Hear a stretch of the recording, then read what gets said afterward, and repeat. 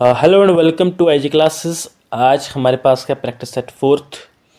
और इस practice set में हम लोग रूटीन के हिसाब से 20 क्वेश्चन से लेके आए हैं। एंड आई एक्सपेक्ट कि ये जो 20 क्वेश्चन हैं वो आपके आने वाले एग्जाम्स के लिए मोस्ट इंपॉर्टेंट हूँ। और अगर आपने पहले कोई भी एग्ज़ाम जेकेएसएसबी का दिया तो आपको आइडिया होगा कि जेकेएसएसबी का एक जो लेवल ऑफ एग्जामिनेशन होता है, अगर आप जीएस देखोगे, इंग्लिश देखोगे, मैथ्स, रीजनिंग कुछ भी देखोगे तो वो अनप्रिडिक्टेबल होता है ना। वही जेकेएसएसबी क्लास फोर्थ के एग्ज़ाम में या जीकेपी कांस्टेबल में कॉम्पिटिटिव क्वेश्चन पूछ लेता है, और वही जेकेएसएसबी वीएलडब्ल्यू में या इस तरह की कोई भी एग्ज़ाम होगा उसमें ईजी वाला पूछ लेता है। तो जेकेएसएसबी को के लेवल को डिटरमाइन करना बहुत मुश्किल होता है। तो उसी हिसाब से लास्ट टाइम आई मीन जो 2024 आई थिंक उसके दौरान जो जेकेपी का एग्ज़ाम हुआ था, उस टाइम पे हमने कुछ क्वेश्चंस बनाए थे बहुत ईजी लेवल के।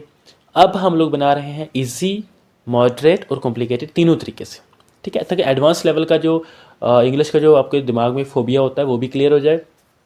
तो आज बढ़ते हैं हम लोग एसएससी, सीजीएल और सीएचएसएल और सीपीओ की तरह जो उनका जो लेवल आता है एग्जामिनेशन का ऑलमोस्ट सेम रहेगा, बट दैट डजंट मीन कि हम लोग पिक कर रहे हैं डायरेक्टली वहाँ से क्वेश्चंस। तो सेम आज हम स्टार्ट करते हैं। तो फर्स्ट ऑफ ऑल हमारे पास जो पहला क्वेश्चन है वो है, the dessert was not just extremely hard but also too sweet as well. इसमें बताओ एरर कहाँ पे है। अच्छा, देखो आपने कहीं ना कहीं ये टर्म कहीं ना कहीं सुनी होगी, दैट ये वाली, एक सेकेंड मैं आपको लिखता हूँ यहाँ पे। आपने कभी ना कभी सुना होगा टू स्वीट, ठीक है, तो होता ही too sweet too well as well है, ठीक है। तो ऑप्शन नंबर सी ही राइट आंसर होता है, कोई और ऑप्शन ठीक नहीं होता इसका, ठीक है जी। चलिए, तो we have question number second that is saying he is taller and most handsome man in sorry than his friend. बताओ इसमें क्या होगा। देखो एक चीज़ मैं आपको इजी करके बता दूं, दैट अगर कभी भी एक बार कंपैरिजन है तो अगली बार सुपरलेटिव नहीं होगा। कंपैरेटिव डिग्री के साथ कंपैरेटिव डिग्री ही लगती है, ओके। सो वेरी मोर तो होता ही नहीं, ऐसी कोई शय ही नहीं होती है, द मोस्ट भी नहीं होगा। He's taller and blank the most नहीं होगा, he's taller and more handsome than his friend, ठीक है जी। और आप आइडिया यहाँ पे से भी लगा सकते थे, अगर कभी भी देन हो, देन से पहले हमेशा मोर लगता है, बस इतना मोर मीन्स डजन मीन के मोर ही लगता है हर जगह। यहाँ पे इसका सेंस ये बनेगा कि कंपैरेटिव डिग्री लगती है। अच्छा, अब बताओ इसका क्या होगा। Practising math sums in so many periods over time is better than in long periods at a time for effective learning. बताओ इसका मीनिंग क्या होगा, इसको हम लोग कैसे इससे आंसर कैसे कर पाते हैं इसका। तो मैं आपको बता दूं that practising math sums in so many periods नहीं होगा, यहाँ पे होगा इन शॉर्ट पीरियड्स, ठीक है जी, इन इन शॉर्ट पीरियड्स। अच्छा चलो, उसके बाद क्या होगा, these days judging someone is easier than respecting them. बताओ इसमें क्या होगा।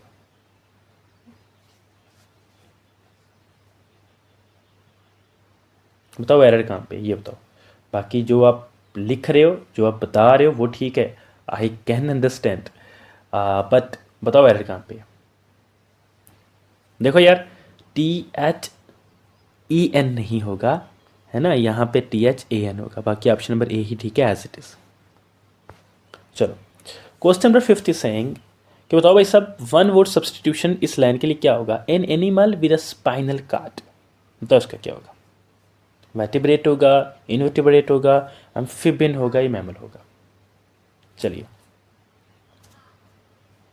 आई होप आप इसका आंसर कर पा रहे होंगे, आपको आराम से टाइम मिलता है, आप मज़े से इसका आंसर कीजिएगा। चलो, तो मैं आपको बता दूं that option number A is the right answer, ठीक है। वर्टिब्रेट होता है, बाकी मैमल का आपको पता ही है। इनवर्टिब्रेट होता है जो बोनलेस टाइप हो, है ना, तो जिसमें ये ना बैक बोन ना हो। चलो, अब इसका बताओ, select the word which means the same as the group of words given. मतलब कुछ नहीं यार, वही वन वर्ड सब्सटीट्यूशन की तरह।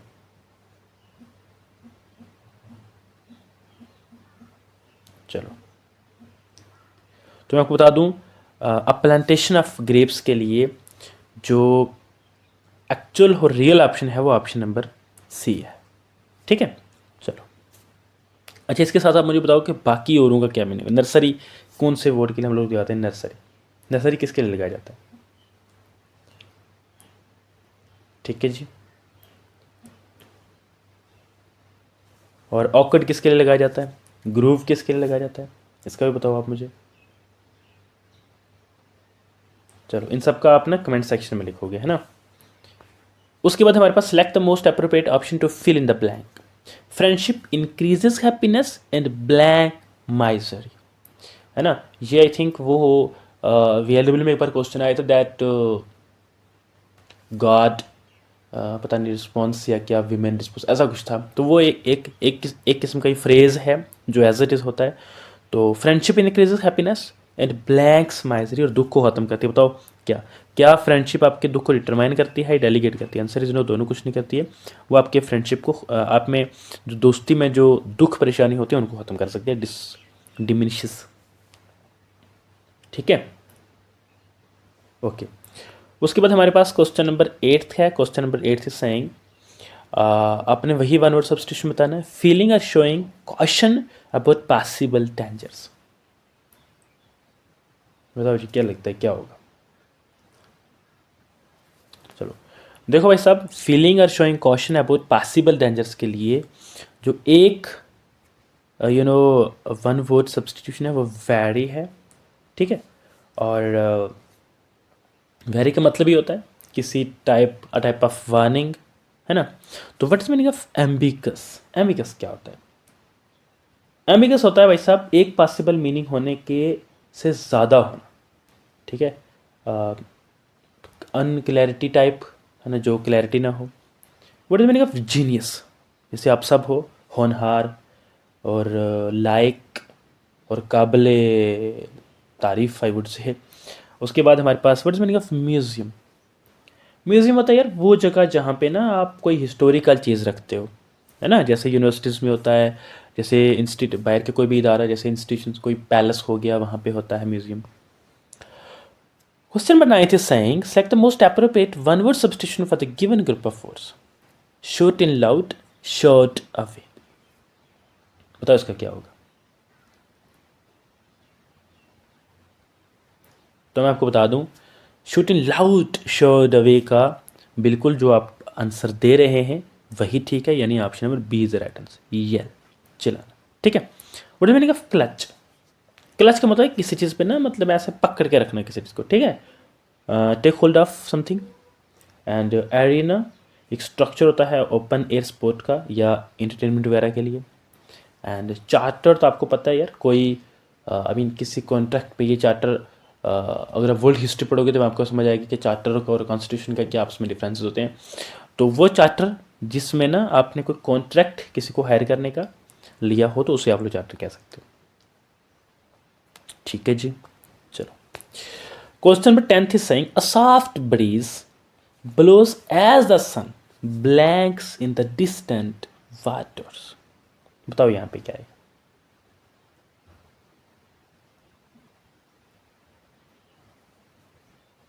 Question number 10th, a soft breeze blows as the sun blank in the distant waters. तो आपको बता दूं यहां पे आएगा आपका ऑप्शन नंबर सी, शिमर्स।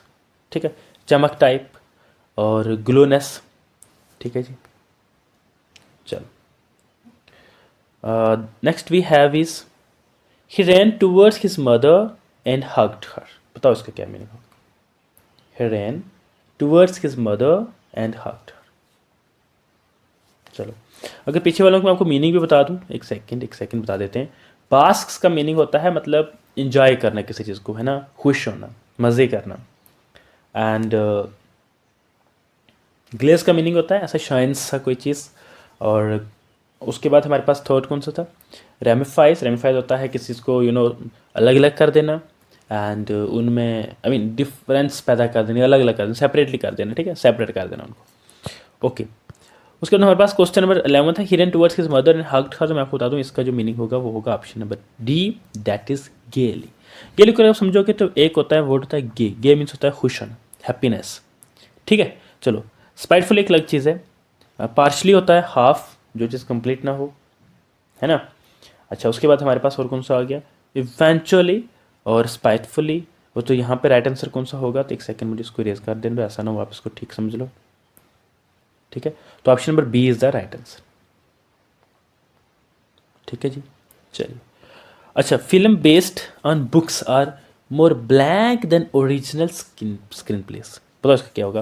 और आपको बताओ इसका ऐसा कुछ होगा जो कंपैरेटिवली नहीं समझ सकते, यानी जो कंपैरेटिव डिग्री नहीं होगा, और ये कंपैरेटिव डिग्री है, ये नहीं होगा अगर आप इसके साथ जा रहे हो तो, बिकॉज यहाँ पे ऑलरेडी मोर लिखा गया, तो मोर के बाद वो नॉर्मल से डिग्री होगी, कंपैरेटिव डिग्री नहीं होगी, तो वहाँ पे होगा पॉपुलर, ठीक है। मोर पॉपुलर देन होगा, मोर बेटर देन नहीं होगा, ठीक है जी।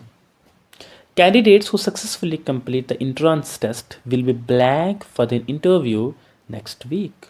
लेक्चरर की जो वैकेंसीज, आई मीन जो पोस्ट आती थी, वहाँ पे ऐसे नोटिफिकेशन आती थी, देखने को मिलता था दैट जो कैंडिडेट सक्सेसफुली एग्ज़ाम पास कर चुके हैं, आई मीन वो जो स्टेज एग्ज़ाम की होती है वो कर चुके हैं, तो अब उनको जो है वो इंटरव्यू के लिए कॉल की जाएगी, ठीक है। तो इंटरव्यू के लिए आपको इन्वाइट किया जाता है, या इनकॉरेज किया जाता है, या आस्क किया जाता है, रिक्वायर किया जाता है, आंसर इज आपको इन्वाइट किया जाता है। ये इजी था, है ना, ये इजी टू डू था, डूएबल था ये। अच्छा, बताओ एंटोनियम मिसकंसेप्शन का। It's a misconception that the more you learn the more likely you are to succeed. ये एक मिसकंसेप्शन है, यानी होना यहाँ पे अच्छे वाला वर्ड होना चाहिए था, लेकिन अब इसका ना यहाँ पे एक इसका यहाँ पे एंटोनियम लिखा गया है, तो बताओ आप कि यहाँ पे इसका एंटोनियम असल में यहाँ पे वर्ड कौन सा फिट होना चाहिए।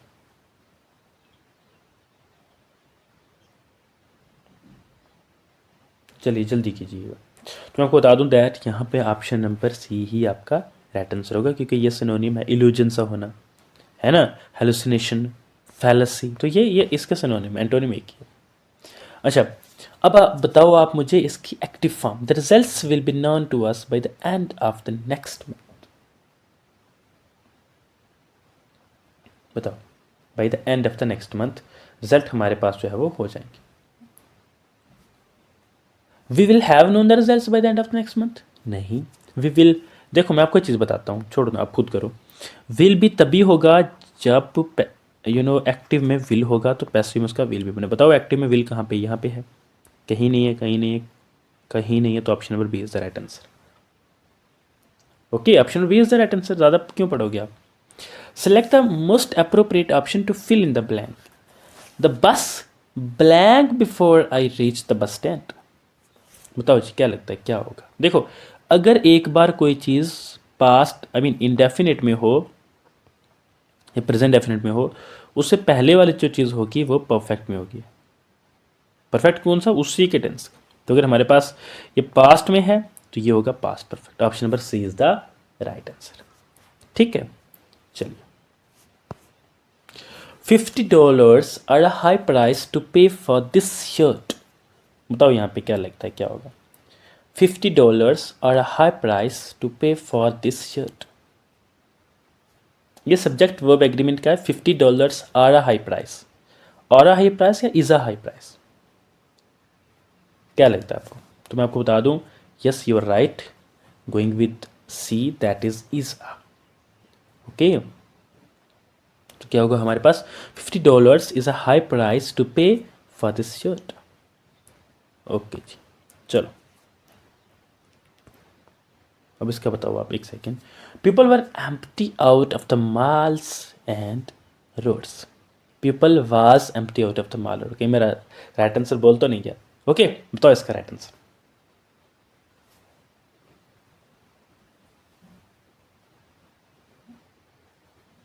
देखो यार, पीपल को ना जब भी हम सब्जेक्ट वर्ब एग्रीमेंट के लिहाज से देखते हैं, या वैसे भी पीपल ना प्लूरल होता है, ठीक है।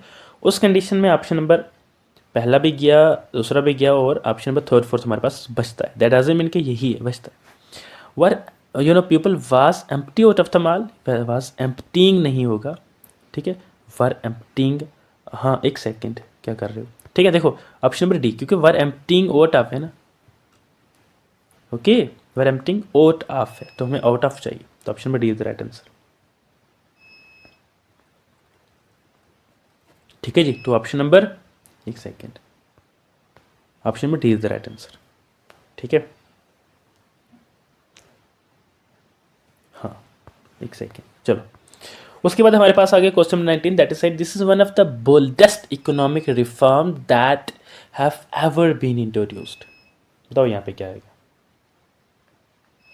देखो यार मैं आपको चीज़ बताता हूँ, जब भी वन ऑफ द हो तो कोई भी अगर आगे चीज़ होगी आर्टिकल्स होंगे, ठीक है, आर्टिकल्स डजंट मीन इंग्लिश वाले आर्टिकल्स, जैसा वन ऑफ द बुक्स हो सकता है, one of the mobile phone नहीं होगा, मोबाइल फ़ोन्स हो सकता है।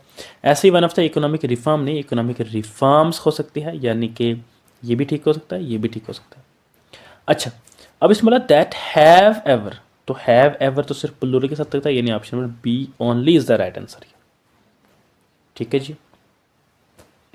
सो we have today's last slide जो कि although the waters may have receded, the aftermath of one of the world's biggest natural disaster had just begun। बताओ यार कहाँ पे aftermath of one of the world's biggest natural disaster में है या no improvement, या aftermath of the one of the world's biggest natural disaster has में है, या यहाँ पे क्या है।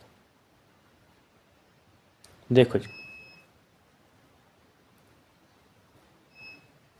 ध्यान से अगर आप पढ़ोगे ना, यहाँ पे डिजास्टर है भाई सब, क्या कर रहे हो, होना यहाँ पे डिजास्टर्स चाहिए, ठीक है, होना यहाँ पे डिजास्टर्स चाहिए, तो ये ऑप्शन भी, एक सेकंड, ये भी फोर्थ ऑप्शन में ठीक नहीं होगा, सेकंड तो है ही नहीं क्योंकि एरर है, थर्ड में ना डिजास्टर के बाद प्लूरल फॉर्म लगती है जो कि यहाँ पे सिंगुलर है, तो ये होगा ही नहीं, option number first is the right answer. ठीक है, so here we are done with this 20 questions. Next जो हमारा इंग्लिश का जो सेट रहेगा, वी विल ट्राई कि उसमें 15 क्वेश्चंस लाए जाएं या 30 क्वेश्चंस लाए जाएं, कुछ थोड़ा चेंज किया जाए।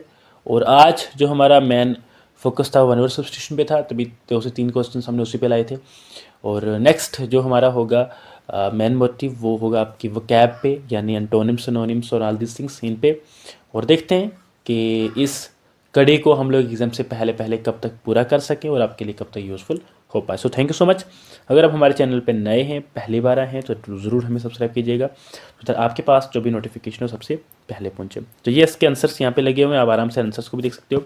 और एडिशनली मैं आपको बता दूँ, if you are preparing for junior assistant या फाइनेंस अकाउंट असिस्टेंट, आप किसी भी एग्ज़ाम की तैयारी कर रहे हैं, जेकेपी कांस्टेबल का जो एग्जीक्यूटिव और आर्म्ड टेली कम्युनिकेशन फोटोग्राफी, इन सब का जो कोर्स है वो एक ही में हमने कंपाइल करके एक ही कोर्स लॉन्च किया हुआ है और ये भी आपके लिए अवेलेबल है, आप इजीली इसको भी परचेज कर सकते हैं। Thank you so much.